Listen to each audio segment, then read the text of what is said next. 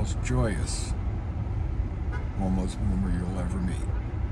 And it took me decades to get to where I am today, that I can be homeless, I can be facing this adversity with the joy and commitment to what do I need to be learning. And I talk to the universe, I talk to the trees, and it's like, all right, what do I need to be learning? Where do I go from here? And it's been 2 years now, less than a week, because tomorrow's Christmas. January 1st of 2024 is when I became homeless. And, I'm not looking for sympathy. I'm not looking for charity. I am looking to be funded because I'm just too joyous to let fail. But I don't want your pity. And I want to bring to light my decades of being on this planet, paying attention, and what I've paid attention to, see what I can do to make my mark on this world. I'm not done yet. There are days I was ready to give up. Not that I could ever take myself off the planet, because that's just against universal law. I agreed to come down here and learn what it is that I am here to learn. I knew the hand I had when I came here, and I said, yes, I could make the best of that. And at being homeless, living in my car at 65 years old, I am making the best of that hand. I am learning what it is that I need to be learning from that hand, and I want to share my wisdom. I have been around for decades. I was put on this planet before John Kennedy was assassinated. I don't remember, I was 3. But I do remember Martin Luther King's assassination, Robert Kennedy's assassination. I remember Nixon, and I'm not a crook. Yeah, bullshit. And if you notice the paper here, it's not that I am not progressive and advancing myself always. Doing this YouTube channel, I got into ChatGPT. I'll take hold of it. That's the way I did my career. Out of high school, I thought I was just not book smart, not very smart. I don't know. It was a different time. You look at my transcripts, and there's not a chance in hell I would get a diploma today. And I'm glad I got it, because it would have closed a number of doors. I just could check high school diploma. Good thing they didn't ask if I had a high school education. But I've lived decades with these policies, and nobody seems to remember. Even people my age, they started paying attention to politics, or not everybody, a lot of them. They're short-sighted and started paying attention when Obama was elected. And then we got Trump, and then we got Biden, and then we got Trump, and nobody seems to look past Obama. They wouldn't even be looking back as far as Obama if Trump didn't have his grudge against him.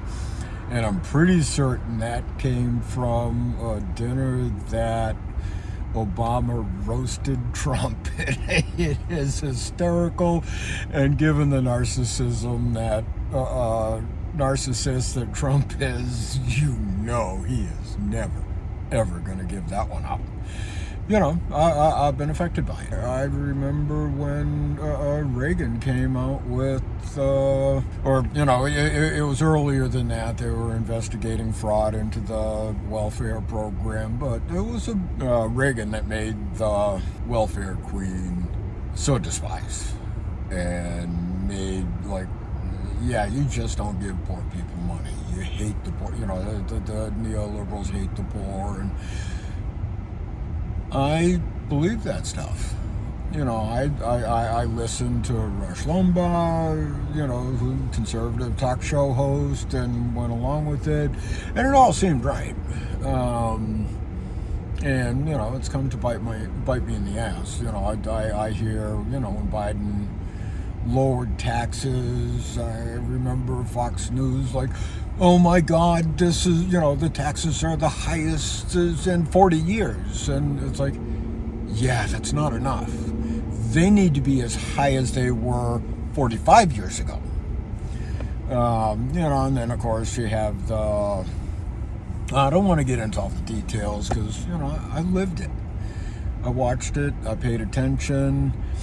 I moved to Colorado in '85, and the woman I moved there with, her dad was a doctor, and, he was asking me what I was going to do in Colorado. And, I had this vision that I was going to go work on high-end houses, and, because I had already done cabinet making and furniture making, and then I had a stint where I was modifying vans for the disabled, and we did some really cool stuff there, lowering pans, because, we did stuff where, they would drive from their wheelchair and would rewire them and put stuff, so I got a ton of mechanical experience. We did welding. And he said, well, the economy's not so good. I think housing's slow there. And it's like, Sure enough, I got to Colorado and there wasn't buttons out there for work. Never mind the fact that I would have had to go to Vail to work on the houses that I wanted to be working, to do the kind of work that I wanted to do. And I ended up on a framing crew making $6 an hour. And this is after years of experience. I wasn't much of a framer, but framers don't make cabinet makers. Cabinet makers make awesome framers. So I did okay. But the difference between then and now is back then, at $6 an hour. Now, I wasn't flush. I was sucking wind. I remember, one of my favorite dishes was rice with sauerkraut. I think I put a little ketchup on there. I wasn't flush, but I could afford a place to live. I had me a one-bedroom apartment. It's nothing special. It was nice. I had this, of course, I had a galley kitchen. I had the one bedroom. I had a walk-in closet. It was an incredible, a small living room that had a fireplace, and I had sliding doors out to a little deck. But I could afford to live there when I was making $6 an hour. I don't want to go there. We need to come back to being able to have rational, empathetic conversations and understand each other. We need to fall in love with humanity, and our fellow travelers on this planet. That's what I'm here to do. If you want to, join in a conversation of authentic truth-telling without the rage, please stay with me and let's get some good work done.